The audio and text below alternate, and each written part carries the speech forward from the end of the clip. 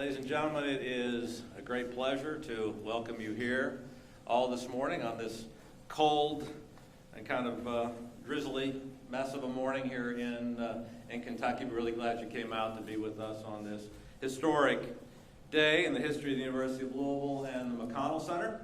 If I could ask you to please make sure your cell phones are on silent for the duration of the program.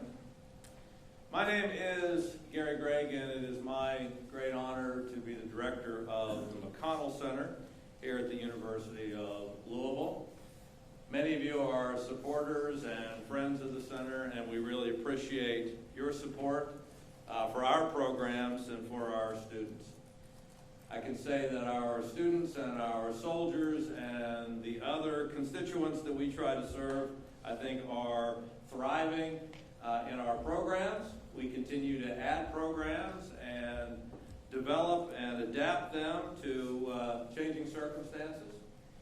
And in particular, I might call your attention to a few new online programs that we have been launching, including a series of podcasts that can be found on anywhere you can get podcasts under the name Vital Remnants. And in the spring, we'll be launching some new newsletters and some reading guides and some other opportunities for people outside of Louisville to continue their education with us. McConnell Center has been thriving in the year 2019. If you think of just in the last month, we can talk about hosting the ambassador from Australia, for instance. Of course, the event that we have happening here today. We can also talk about two of our alumni who, in the last election, won statewide office. Mike and Daniel, wherever you are, right here in the front, we're so proud of you. So proud of you, and proud of this program for doing what it set out to do from the very beginning, and that is nurturing the future leaders of the Commonwealth of Kentucky. Just in the last 10 days, we've set off to regional moot court competition. 3 teams of our McConnell scholars who are over on the right this morning here. 3 teams, all 3 of them in regional competition made it to the Sweet 16, and one of our teams won the regional title. Jasper and Dasha will be heading to the national championship, and I might brag on them just by saying that they are currently the number 6 or the number 7 orators in the nation. And so they'll be competing for a national title here in January. Well, today we have the privilege of hosting the 7th person who has served the United States as Secretary of State. And we're so excited about it, and that's why you're here, not to listen to me. So let's get started. Ladies and gentlemen, would you please rise and help me welcome the President of the University of Louisville, Neely Bendapudi, the Majority Leader of the United States Senate, Mitch MCConnell, and the 70th Secretary of State for these United States of America, Mike Pompeo.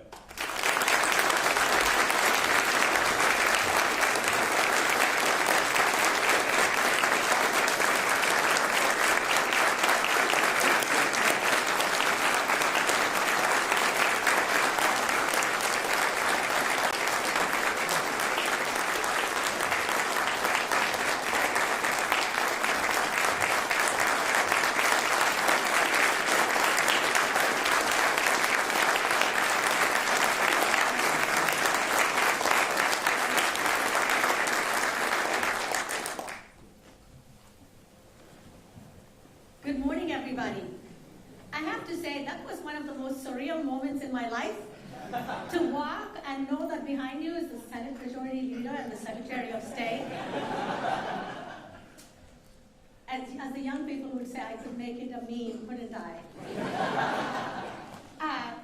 Welcome. I'm Neely Bendapudi, your president, and I'm so honored today to have the opportunity to introduce a man who truly needs no introduction anywhere in the world, and certainly not here, his old stomping grounds, and that is, of course, Leader Mitch Mcconnell. I'd like to say, first of all, before I introduce him, thank you to Dr. Gary Gregg Would you mind giving him a round of applause?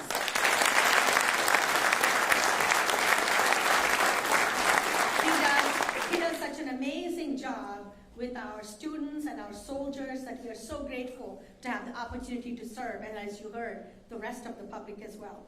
Leader McConnell is the longest serving Senate Majority President, a U.S. Senator, and he's only the second Kentuckian to serve as Majority Leader in the U.S. Senate. He has so many roles, as you know, including senior member of the Appropriations, Agriculture, and Rules Committees. But I want you to remember that well before all of that, his accomplishments started right here. He came to the UFL in the 60s and majored in political science. You could see that he had an early taste for running things and for public service and the political life because he was president of the College of Arts and Sciences. He did attend another Kentucky-based university to earn a law degree, but as you all know, I'm so broad-minded and I believe in the redemption of souls. So we forgive him.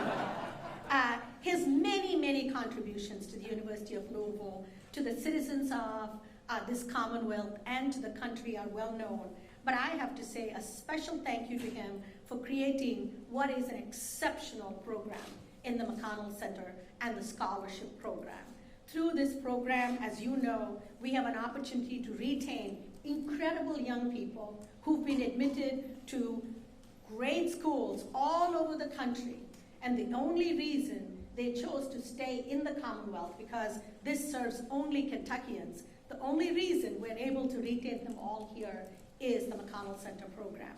Through this, they have incredible enrichment opportunities. I always remind them, do I not? And everyone, don't forget this. You are among such a rare group of young people to sit and visit one-on-one with incredible leaders. So I will pause here, stop here, and say, Leader McConnell, welcome back, as always, to your stomping grounds. We are so grateful that you are here. Thank you.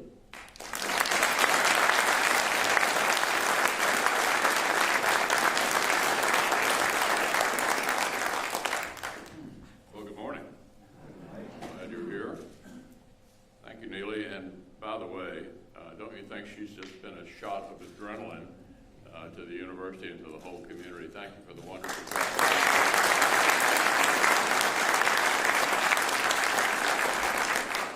And of course, I don't quite know where to start with Gary Gregg. Gary will be 20 years in January. I'm not sure how long he thought he'd be here when he came, but he has grown this program beyond anything I had ever envisioned back in 1991 when we got started. And Gary, thank you for the wonderful job you're doing wherever you are. Gary.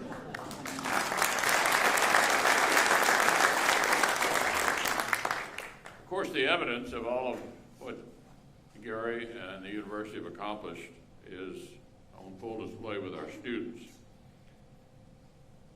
I understand you're such good students, you can even skip the last day of classes to attend this morning's lecture. How about that? You got them on file.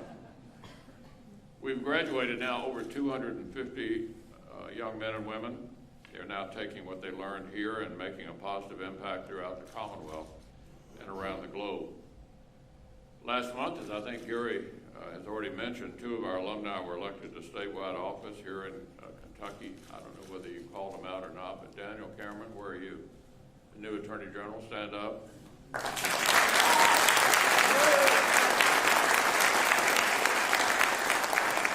Mike Adams, the new Secretary of State.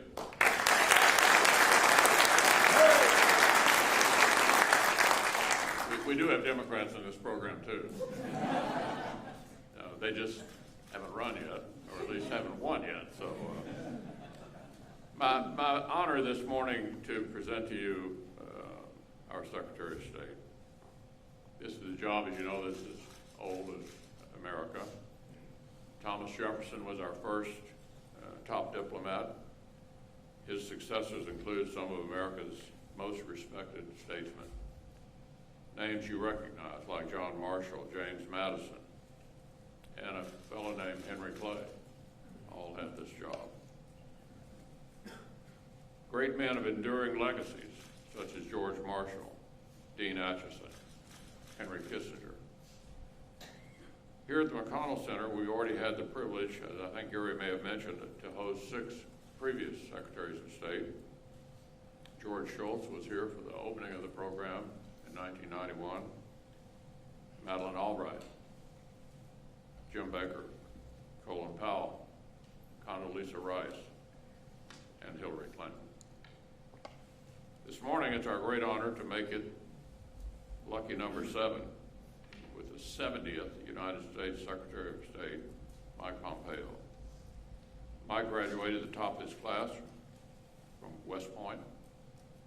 That's certainly an accomplishment in any year, but wait until you hear about just a few of Mike's classmates. One is an elected member of Congress. 2 serve as high-ranking members of the State Department. And 1 we had here at the McConnell Center a couple of months ago, the Secretary of Defense, Mike Esper, all in the class of 1986 at West Point. So this is not exactly a group of slackers. But Mike rose to the very top. As a young cavalry officer, Mike was stationed in the divided German capital in the tenuous months before the fall of the Berlin Wall. He stood at the edge of the Iron Curtain as a representative of our country and the forces of freedom. Following his military service, Mike went on to Harvard Law School and an impressive career in the private sector. Answering a call to public service, he was elected in 2010 to represent Kansas in the U.S. House of Representatives. There he became a well-respected member of the Intelligence Committee. So when President-elect Donald Trump announced Mike's nomination to lead the Central Intelligence Agency, he was confirmed with bipartisan support, which these days is a little unusual. Now, leaving the bright lights of the House for the shadows of the clandestine services must have been quite a culture shock. Mike was forced to trade the cloakroom for the cloak and dagger. But he succeeded there too and quickly won the confidence of our nation's intelligence professionals and our commander-in-chief. Mike regularly delivered the president's daily briefing and became a brilliant and trusted counsel on some of America's most sensitive matters. We later would learn that included conversations with North Korea on denuclearization, a bold effort to advance the cause of peace in the world. With this record, it's no wonder President Trump turned to Mike when he needed a new Secretary of State. Mike moved to Foggy Bottom and left the CIA in the hands of a very capable Kentuckian and a fellow U of L graduate, Director Gina Haspel, who has also been here at the McConnell Center. As Secretary of State, Mike is the leading voice for American foreign policy. He oversees more than 76,000 personnel working at embassies and diplomatic missions around the globe. And like his 69 predecessors, he is tasked with promoting our nation's values and ideals abroad. Whether that's supporting human rights and democracy in Hong Kong, countering Putin's aggression by strengthening NATO, promoting our enduring relationship with Israel, or standing strong against Iranian bad behavior. Whatever the situation, we can all rest assured that Secretary Mike Pompeo is on the job. Just last month, Mike went back to Berlin, this time not as a soldier, but as our #1 diplomat. He joined the celebration of 30 years since the fall of the wall and the beginning of the end of the Soviet Union's control of Eastern Europe. Once again, he represented the indispensable role of America's leadership in the world, one that speaks for free people and a shared global prosperity. I'm glad to have him as a partner. I'm so pleased he's here today. Ladies and gentlemen, the Secretary of State.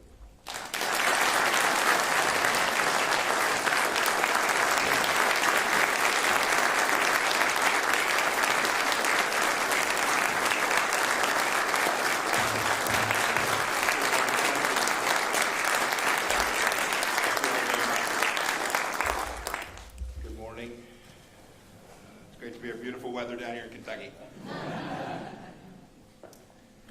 Senator McConnell, thank you so much for that gracious introduction. Senator McConnell has truly been a great partner of mine of the State Department, of the Central Intelligence Agency, in his role as the leader in the United States Senate. It's great to be back in Kentucky. You know, politicians always talk about being back, but this is true. I was stationed down at Fort Knox not once, but twice. I know every bar in Elizabethtown. It's been a couple decades, but I'll bet I could still find them. I do want to thank, too, the McConnell Center and the University of Louisville for having me here.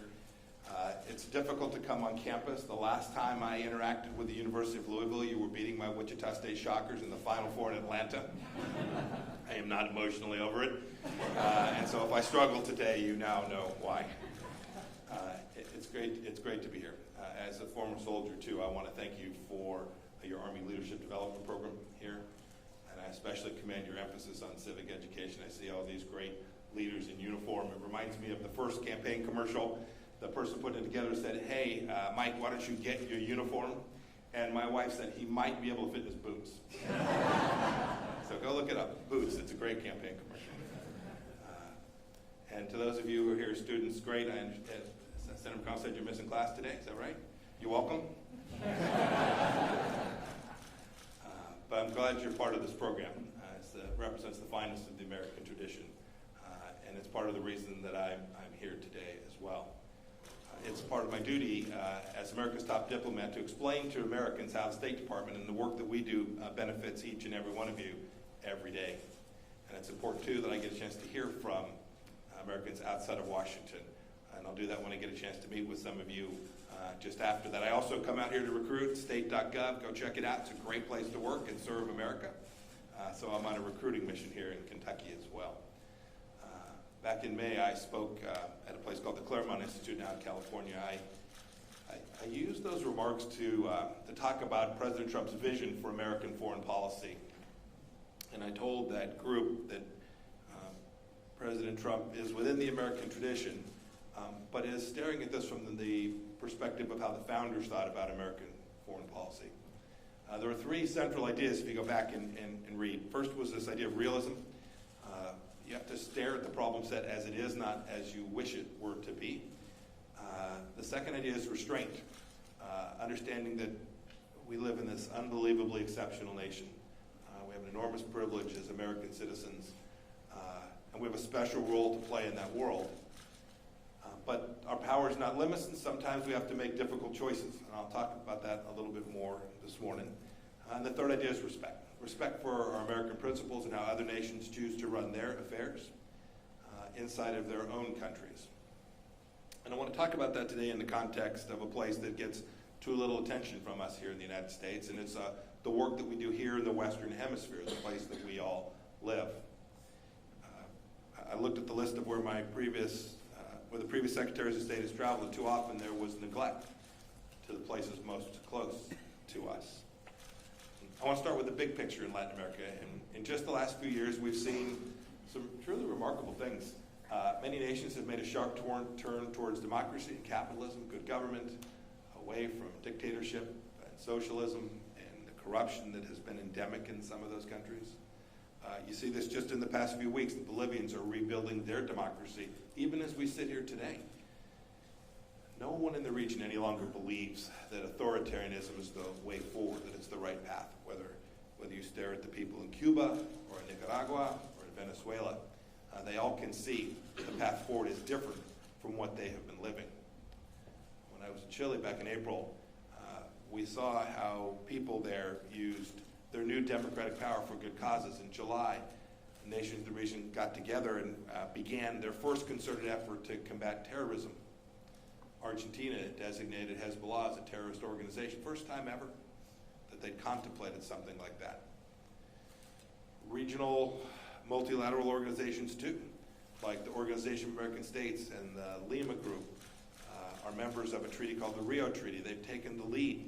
They've allowed America to be the supporting effort in helping the Venezuelan people move towards achieving their desire for freedom, liberty, and to simply take care of their own families. It was the summer, just a few months ago, when the Organization of American States put out its first ever statement affirming the right to religious freedom, something this administration has taken to heart and worked on tirelessly. And Bolivia, as I said before, appointed its first ambassador to the United States in over a decade. There is more democratic cooperation in our hemisphere today than at any point in history. And we're proud of the fact that we've been a part of helping them get to that place. We do this for a couple of reasons. This gets to how President Trump thinks about the world. We support it because people should be free to exercise their unalienable right to self-government. We support it because political freedom goes hand in hand with economic freedom and economic flourishing, and trade with these nations benefits the people here in Kentucky and all across America. And we support it too because it's simply the right thing to do. Authoritarian regimes don't go easily, however. Take a look at Maduro. He's hanging on today. He rules Venezuela, but will never again govern it. But make no mistake, he and other dictators like him will work to continue to suppress their people. Cuba, too, has tried to hijack legitimate democratic protests in its countries and in the region to drive them towards their ideologic ends. Colombia has closed its border to Venezuela out of concern that protesters from terrorists from Venezuela might enter. And the Maduro regime continues not to place any value on human life and human suffering. And their current lawful president, Juan Guaido, is working diligently to achieve that freedom for their people. You see, too, malign interference in the region. We've worked tirelessly to push back against it. Today in Venezuela, Rosneft, which is Russia's state-backed oil company, continues to prop up the corrupt and illegitimate Maduro leadership. They take billions of dollars out of the Venezuelan economy each and every year. We've tried to drive with moral and strategic clarity the recognition that authoritarianism in our hemisphere is a threat. It's a threat to us here in the United States. We cannot tolerate these regimes inviting bad actors in and trying to turn allied democracies into dictatorships. Indeed, the Maduro regime has permitted Iranians to come into their country, posing an even greater threat here to the United States. We've done so in a way that's been realistic, within the capacity of the American power to achieve the ends that we're seeking to achieve. So what did we do? We rolled back the Obama administration's cuddling up to Cuba by applying heavy new sanctions. We recognize that engagement has not improved Cuba's regime. It hasn't made it better. The human rights record was worse. The risk to the Cuban people was worse, and the risk to the United States was worse, and their capacity to influence Venezuela even greater. So we've changed that. We've allowed Americans to seek justice by suing the regime in Havana to recover property that it stole a long time ago. It only makes sense when Americans have their stuff stolen to give them a chance to get it back. And we've applauded countries that have expelled Cubans who have come to live as doctors inside of their borders who were really working on behalf of the government. These doctors, this is a program that's hard to fathom sometimes. They send doctors to countries all around the world. They traffic to generate income for the Cuban leadership. So the doctors receive 10 or 20% of the revenue that they generate, and the rest goes to fund the Cuban regime. We see these tyrants in the region for what they are, and we craft policies to confront them, not to appease them. And this really gets to the second point. A policy on Venezuela is mixed with restraint. We've seen folks calling for regime change through violent means, and we've said since January that all options are on the table to help the Venezuelan people recover their democracy and prosperity. That is certainly still true. But we've learned from history that the risks from using military force are significant. So we've instead worked to deprive Maduro and his cronies of oil revenue that should go to the Venezuelan people, to the regime's pockets. We've been ruthless in attacking the drug cartels that traffic drugs into the United States out of Venezuela. And we built a coalition. You know, this administration has often talked about going it alone. We built a coalition of 57 other allies and partners to maximize both the economic and political pressure that we've put on the regime. And I was talking with Secretary Baker in the celebration of 30 years after the fall of Berlin Wall, and he reminded me that there are critiques that say, well, Maduro's still there. You've been working on this for months and months, and he's still there. And he reminded me that Erich Honecker was still in East Germany until the day that he was not. And there were articles in the months leading up to that glorious event for freedom across the world. That too, if we do it right and do it well and represent American values, that Maduro too will fall. In July of 1989, Nicholas Ceausescu said capitalism would come to Romania when apples grew on poplar trees, and by December, he was hanging from a rope. The end will come for Maduro as well. We just don't know what day. Our patience, too, can be seen in Nicaragua, where President Trump is working on economic sanctions to restore democracy there. And this demands some level of consistency and relentlessness. And the American people should know that the Trump administrations will continue to be relentless. Secretary Baker reminded me, too, that in 1950, people were questioning why America hadn't yet succeeded in bringing down the Soviet Union. Then, one day in 1991, it was also gone. The end came slowly, and then it came really fast. Unending pressure and sensible restraint was the right combination then, and I'm confident that it is now as well. Lastly, our foreign policy is built on respect. It's respect for our principles as enshrined in our Declaration of Independence and our Constitution, and respect for how our neighbors and allies run their affairs. President Trump knows, too, that a poorly secured border violates Americans' enjoyment of life and liberty and the pursuit of happiness. It undermines the rule of law, compromises security, it enables human trafficking, and the president has taken on these problems. That's a basic respect for American ideals.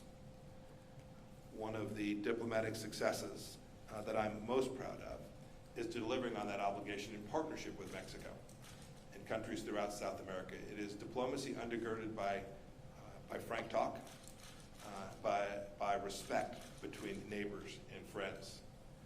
We simply ask Mexico and the Northern Triangle countries of El Salvador, Honduras, and Guatemala to do more inside of their own country to stop the flow of illegal immigration coming towards Mexico and to the United States.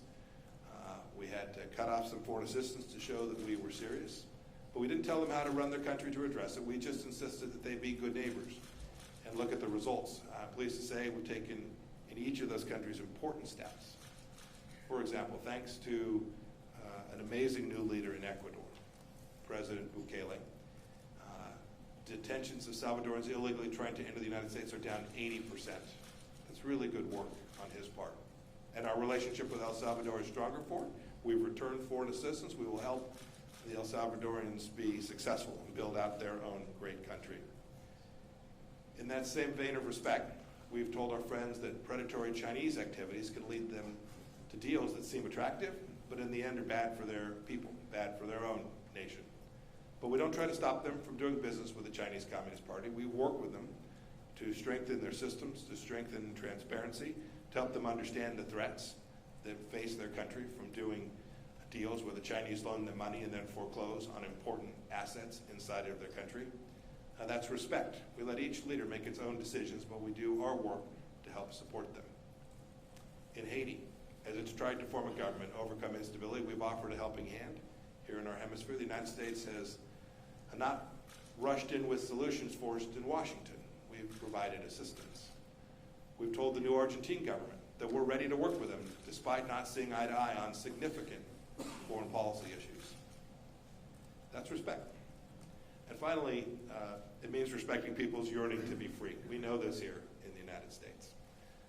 Ensuring that religious freedom can be had all across the world, that economic rights are protected, helping them seize honest opportunities for prosperity in their own countries. We've seen protests in a number of nations, in Bolivia, Chile, in Colombia, and in Ecuador. Those protests reflect the character of legitimate democratic governments and democratic expression inside of their countries. Governments should respect that, the way democracies do. We are so blessed here. America remains the greatest example in democracy in the history of the world. And so we, in the Trump administration, will continue to support countries trying to prevent Cuba and Venezuela from hijacking those protests. And we'll work with legitimate governments to prevent protests from morphing into riots and violence that don't reflect the democratic will of the people. And we'll be vigilant too. Vigilant that new democratic leaders don't exploit people's frustrations to take power, to hijack the very democracy that got them there. That's the kind of respect that we owe to other governments for people so that they can have democracy in their own nations. I'll end here, so I want to leave plenty of time for questions. I'm proud of what we've done in the region. There remains an awful lot of work to do in our own backyard, in our own hemisphere. The good news is that the sun of democracy is dawning in many places close to us. Whatever its day brings, we'll approach it with our friends in a spirit of realism and restraint and support for the peoples of our region. Thank you. God bless you. God bless Kentucky. And God bless the United States of America. Thank you for having me.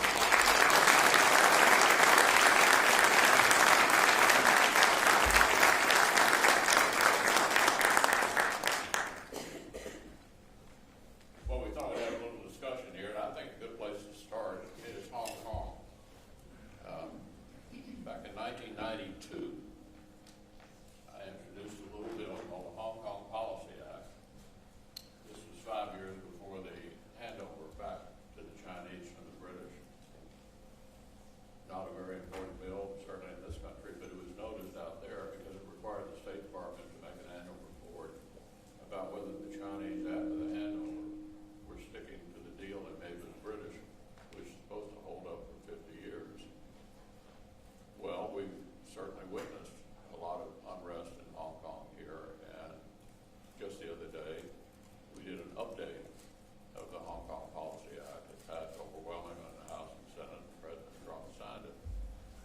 It strikes me, Mr. Secretary, that this could be President Xi's worst nightmare, that this view that being able to express yourself and maybe being able to elect your own leaders would metastasize into the mainland. What is your take on what's going on in Hong Kong and the Chinese government's reaction to it? Yeah, Leader McConnell, you've been at this issue in Hong Kong for an awfully long time.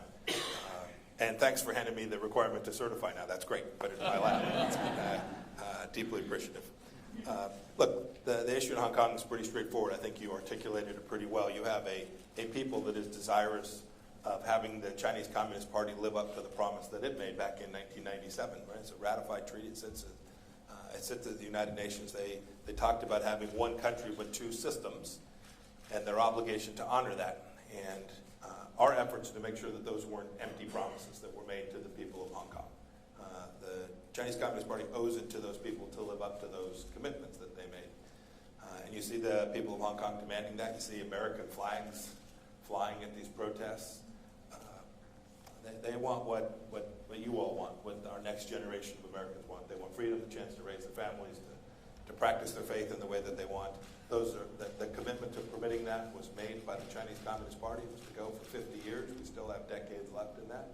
And the United States stands firmly in support of asking the Chinese leadership to honor that commitment, asking everyone involved in the political process there to do so without violence,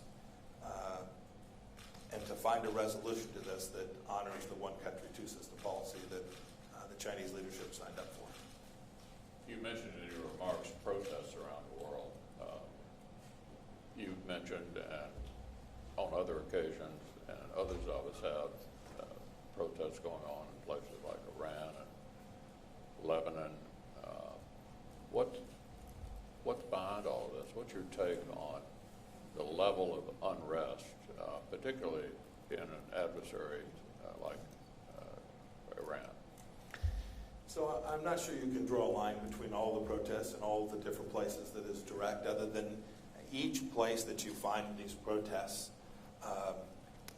you see people who are living under authoritarian regimes and demanding a fundamental change. In the Middle East, what you see taking place is the Iraqi prime minister resigned within the last 48 hours. He did so because the people were demanding freedom, and the security forces had killed dozens and dozens of people. That's due in large part to Iranian influence there. The same is true in Lebanon. The protests in Beirut are a desire for the people of Lebanon. It's people of all religions. We have Christians, Sunni Muslims, people from all across Lebanon just demanding basic autonomy for the nation. They want Hezbollah and Iran out of their country, out out of their system as a violent and repressive force inside of the country. The same thing's happening in Baghdad, and the protests in Iran itself in 90-plus cities are taking place because the Iranian people are fed up. They see a theocracy that is stealing money. The Ayatollah stealing tens and tens of millions of dollars, putting it in his own pocket, money that should go to provide resources for the Iranian people, and they just say enough, and they're demanding these basic rights. Our role in all of this is to support freedom wherever we are able to do so, to create transparency so that the world can see. In Iran, the reporting indicates that there are several hundred people who have been killed by the security forces, thousands detained inside of Iran, and to stand up and say, that's not right. These people are simply asking for a basic set of freedoms, and the Iranian leadership, that regime, should change in a way that reflects the desires of their own people. The administration made an important decision, in my view, that I supported, to withdraw from the previous administration's Iran nuclear deal. To what extent are the Europeans resisting following our lead on that, in that decision? And the sanctions that the administration levied against Iran, how effective have they been so far? So the previous administration chose Iran to be its primary security partner in the Middle East. We thought that was fundamentally a flawed proposition. The Iran nuclear deal, the JCPOA, was a central part of that. Its stated goal was to deter Iran from being able to have a nuclear weapon system, when in fact it was a guarantee that there was a glide path for Iran to have a nuclear weapon. And so President Trump made the decision to withdraw from it. That had a number of salutary effects. The first is it stopped funding the regime in Iran. We all saw the $150 billion that was transferred there, but they permitted European countries to trade in Iran, creating wealth, creating money that underwrote Hezbollah in Lebanon, underwrote Shia militias in Iraq, that underwrote assassination campaigns in Europe. And now the Iranian regime has fewer resources to conduct that terror campaign and to build out their nuclear systems, to do R&D on weapons or whatever it is they might be desirous of achieving. The Europeans chose a different approach, a fundamentally different approach. They have stayed inside of the nuclear deal. We've encouraged them to move away from that. We don't think it's productive. The United States has reimposed sanctions. The Europeans have chosen not to do that. The good news is, in spite of what the world told President Trump, that American sanctions would not work, the world was wrong. These sanctions have been incredibly effective. Iran's wealth will decrease materially in 2019 from 2018, and again in 2020 from 2019. And their ability to trade with the rest of the world is also greatly diminished. This is not to impact the Iranian people. There's plenty of money for the Iranian people. If the Ayatollah can underwrite a missile program, centrifuges spinning to create nuclear systems, to underwrite Hezbollah in Lebanon, to underwrite fighters that are traveling to Latin America, if the Iranian regime has that much money and wealth, it has plenty of money to take care of its own people. And we're simply doing this to keep America safe, to keep the Middle East more stable, and to enable the Iranian people to convince the regime that it needs to change its ways in the most fundamental and basic way, to just ask Iran to behave like a normal country. The President called me this morning about matters unrelated to foreign policy, but mentioned he was headed to England, and I assume you are as well. What do you anticipate will come out of this upcoming NATO meeting? Yes, I'll leave here Louisville to London direct. Yeah. Yes. So it's an important set of meetings. We're actually celebrating 70 years of NATO. It's the 70th anniversary. It's a pretty cool deal. This has been an important force for good and freedom all throughout the world for all the post-war period now, 70 years. President Trump came in saying we wanted to make sure that NATO was fit for purpose, that it still worked after 70 years, that its focus was right. And my team and the Department of Defense have worked with our NATO partners to ensure that. So what have we done? First, we've made sure that we were addressing the proper challenges. So it was created to fight the Soviet Union and to be a security alliance to oppose the Soviet Union. The Soviet Union is no more. Russia remains. But the nature of the threat from Russia has changed too. There's now an enormous cyber component to the threat from Russia. We need to make sure that NATO is prepared to confront that challenge. It's also the case that China, we no longer have geographic boundaries on our threats. China poses an enormous risk to NATO too, trying to infiltrate NATO systems, NATO communications, and technology, all of the things that China would want to do to empower itself at the expense of our transatlantic partners. And so NATO needs to be prepared to do that as well. NATO has also taken on an increased role in fighting terrorism. There are NATO forces in Afghanistan today and around the world working to counter terrorism. So the threat has changed, and it's important that NATO reflect that and be fit for purpose for 2020. The second thing the President was intensely focused on was making sure that it wasn't America bearing too great a burden connected to that. And so President Trump asked these countries to do the simple thing of honoring a promise that they've made. Every one of the NATO countries made a promise that they would spend 2% of their own country's GDP on defense. That was an American promise. This was a country that each of those 28 nations made. Some of them have lived up to that. Some of them are struggling to find a way to do so. And we're going to go and encourage them to do that, to do it more quickly. The good news is, since President Trump took office, about $130 billion more has been spent by those countries in support of their own security and the collective security of the transatlantic alliance. Another $350 or $450 billion will be spent in the upcoming years, all due to President Trump's focus on wanting every country to be a full and fair participant to share the burden of our collective defense. And those will be the topics we talk about, and then we're going to spend a fair amount of time talking about the great history and tradition and the successes that NATO and the NATO countries have had over these past 7 decades. The one country in the world that Americans tend to follow and pay the most attention to is our friend Israel. And we've observed they've gone through 2 elections and been unable so far to form a government. I know we don't dabble in these kind of internal decisions in another country, so that's not my question. Thank you. But do Israel's adversaries in a period of uncertainty like this conclude that it's a time for mischief, or do they think the government, in spite of all the sort of Western-leaning democratic chaos, is prepared to respond no matter what's happening politically, internally in Israel?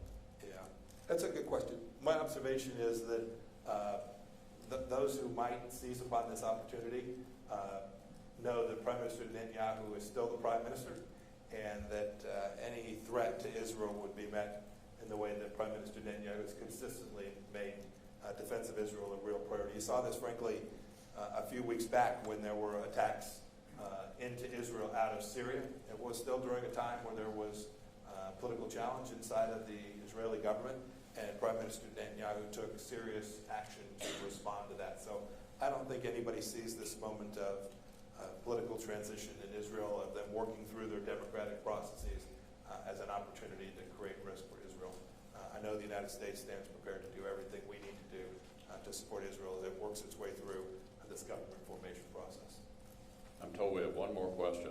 I'm going to go around to a totally different place in the world of special interest to me, and that's a Louisville question. Here it comes. That's Burma. Yes. Yeah, I had a long-standing, note-passing relationship with Aung San Suu Kyi for 2 decades while she was under house arrest, and have watched with great interest the attempt to evolve from a military dictatorship into something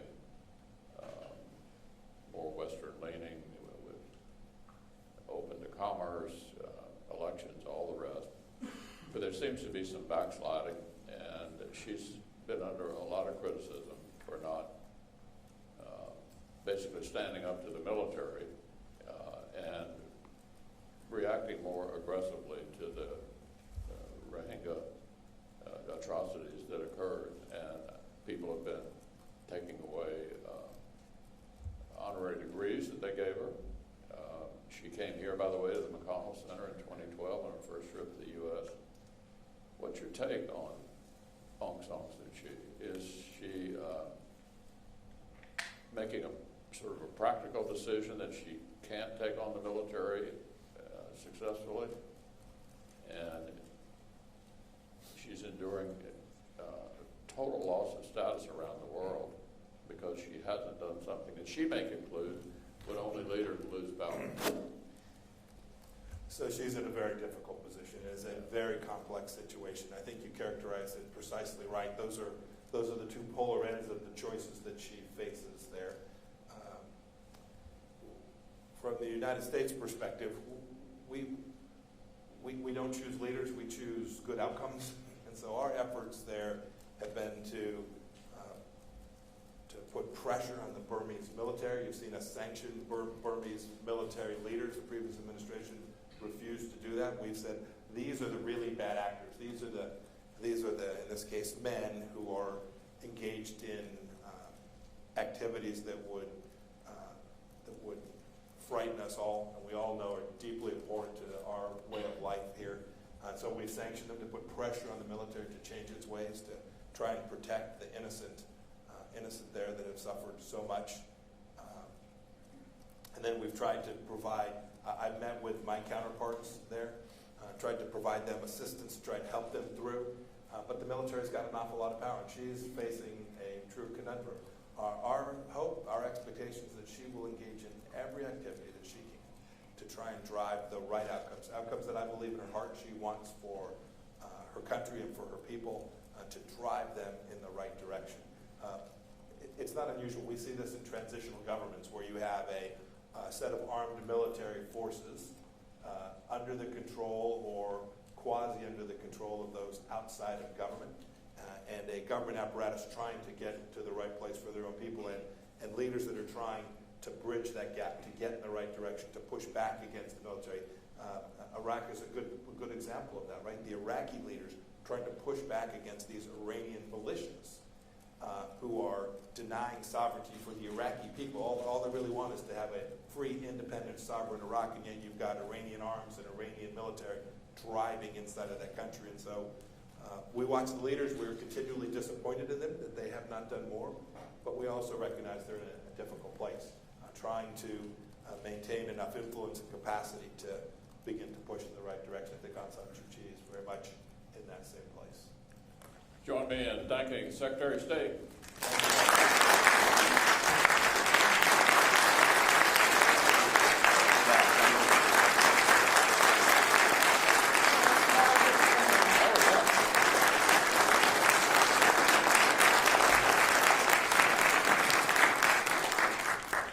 Ladies and gentlemen, first of all, thank you to all of you for coming. I am sure you will agree that this was a most informative and enlightening opportunity for all of us to learn what's going on. We do say that when you come to UofL, the world comes to you, and we're also very proud that our roots are in Louisville, but our reach is global, and I think this is an indication.